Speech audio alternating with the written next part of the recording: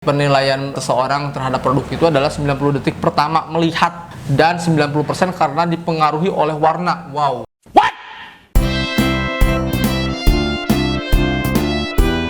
Mari ngevlog di kebun Sen. Assalamualaikum warahmatullahi wabarakatuh. Selamat datang di vlognya Kebun Sen.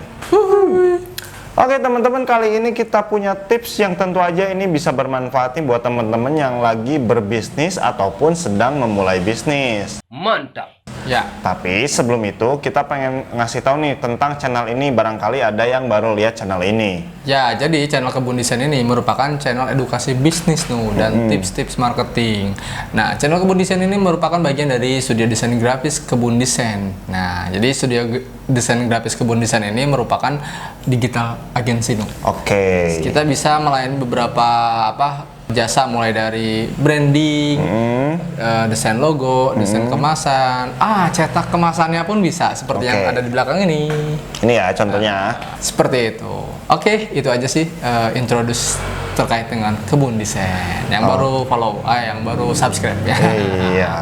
Nah oke ya, buat yang pengen pesen tadi desain-desainan kayak desain logo, desain kemasan, itu bisa langsung kontak nomor yang ada di deskripsi. Siap. Oke, lanjut ke pembahasan kita nih. Kali ini ada tips menarik apa nih deh hari ini? Nah, kali ini kita ada tips terkait ilmu psikologi terhadap produk kemasan. Apa itu? Ini kita dapat dari postingannya Ditjen IKMA. Jadi Ditjen IKMA ini adalah bagian dari Kemenperin. Jadi yang menangani industri kecil dan menengah. Silahkan buat temen-temen yang UMKM follow aja IG-nya Ditjen IKMA karena penting ya. Betul. Terkait informasi-informasi terbaru industri kecil dan menengah seperti itu. Ya skala-skala industri kecil ya, industri rumahan juga masuk kayaknya. Nah, balik lagi ke pembahasannya, tadi dikatakan bahwa penting sekali nih ya memasukkan ilmu psikologis pada produk kemasan. Gimana Apa aja nih yang akan kita bahas nih? Yang pertama nih katanya pengaruh warna. Kita udah sering bahas ya ini ya. Iya, psikologi warna di dalam kemasan makanan. Iya, makanan. Jadi kalau misalnya makanan itu harus warna kalau nggak salah oranye sama merah ya. Iya, untuk menggugah selera itu katanya menurut penelitian itu warna merah itu menggugah selera, warna oranye, warna kuning. Seperti itu. Kayak gitu. Jadi secara tidak sadar seseorang akan membuat penilaian mengenai produk dalam 90 detik katanya. Penilaian seseorang terhadap produk itu adalah 90 detik pertama melihat dan 90% karena dipengaruhi oleh warna. Wow. Jadi ini ya, buat teman-teman yang punya usaha apapun itu, warna itu sangat penting ternyata. Hampir dari 90% itu pemilihan atau penilaian itu yang pertama kali atau dikatakan first impression-nya itu dari warna. Betul, betul. Gitu. Jadi penting banget nih warna dalam sebuah produk. Nah iya, jadi yang pengen bikin desain-desain kayak gini, kemasan kayak gitu ya, pemilihan warna yang tepat dengan si produknya itu perlu racikan-racikan tertentu gitu. Dan kita bikin bikin desain pun tidak ngasal. Jadi kita sesuaikan nih produknya apa, kira-kira warna yang cocoknya seperti apa, kemudian target pasarnya target siapa, pasarnya juga siapa gitu. Semua kita tuangkan di dalam desain yang nantinya akan digunakan dalam kemasan yang kamu buat. Betul. Gitu. Nice. Nah, tadi yang pertama itu pengaruh warna, Nu. Oke. Yang kedua nih, Nu. Yang kedua ternyata pengaruh bentuk kemasan. Oke, bentuk kemasan ya. Kalau kita sih biasa ya memang standing pouch ya yang kita jual ya. Tapi ternyata insight baru juga buat kita bahwa bentuk kemasan juga penting. Iya. Nah, dikatakan di sini Valerie Volks dalam studinya menyampaikan bahwa pengaruh bentuk kemasan pada penilaian konsumen terhadap volume produk. Volume itu berarti jumlah ya. Perhatian sebagai kontaminan mental. Wow, jadi sangat berpengaruh terhadap mental si pembeli.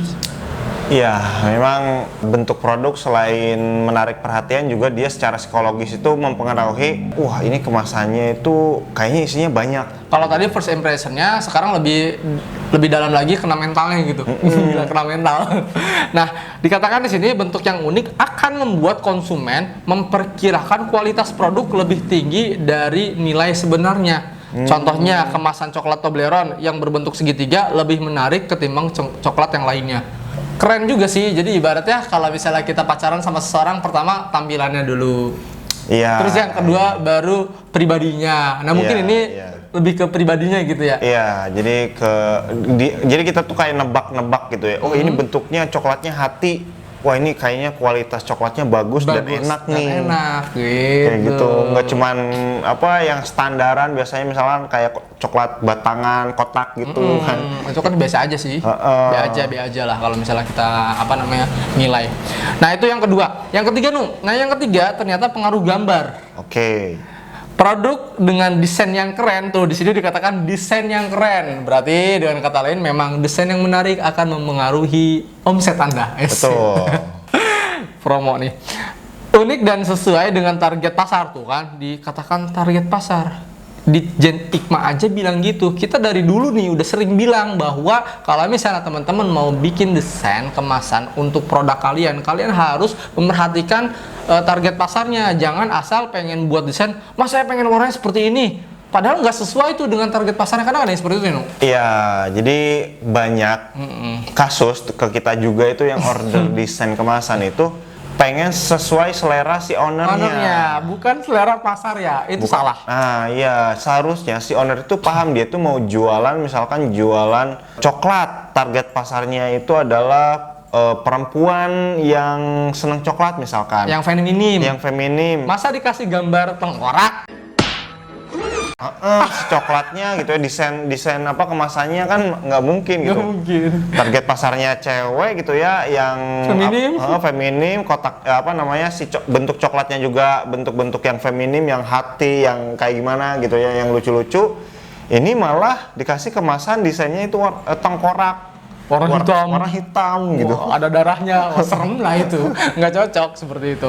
Nah, dikatakan juga misalnya saja untuk kemasan makanan anak-anak dengan desain kemasan karakter akan lebih diminati ketimbang dengan kemasan yang hanya memperhatikan atau memperlihatkan logo. Nah, ya seperti yang tadi Dinu ceritakan juga. Jadi semua kembali lagi kepada target pasar, bukan kepada si ownernya. Kadang kita juga nerima sih beberapa konsumen yang ngeyel, dalam artian owner yang ngeyel, ya udah mereka pengen gitu, ya udah kita buatkan. Walaupun memang tidak sesuai target pasar mereka, ya tapi kita udah memperingatkan. Tapi dia pengen seperti itu ya sudah, tapi tidak akan kita tampilkan di portofolio. Iya, jadi kan kita itu nggak ngasal ya, tadi buatnya itu nggak ngasal, jadi sekaligus konsultan bisnis mereka gitu. Betul. Yang order, kita kasih saran, kita kasih masukan, yang dimana itu sesuai dengan target pasar yang dia ingin capai. Tapi karena selera owner itu terlalu kuat, ownernya itu, oh ini mah bisnis saya, jadi gimana saya gitu. Egonya tinggi. Padahal kan bisnis saya itu harus sesuai dengan target pasar gitu. Target pasarnya siapa, barang yang dijualnya apa gitu. Iya, ya susah sih kalau seperti itu. Kalau kita udah memperingatkan sudah, kemudian membuat sudah, ya sudah kalau memang maunya seperti itu gitu. Tapi yang penting di kebun desain ini tidak hanya membuat desain aja jadi kita sekaligus bisa konsultasi branding value tambahan kita seperti itu. Oke, mudah-mudahan bermanfaat nih ya video yang tadi terkait memasukkan psikologi pada produk kemasan. Mudah-mudahan bermanfaat. Jika dirasa suka, jangan lupa di like, di komen, di subscribe, dan jangan lupa juga di share ke teman-teman kamu supaya bermanfaat nih videonya. Oke, thank you, sampai jumpa di vlog kita selanjutnya. Bye bye.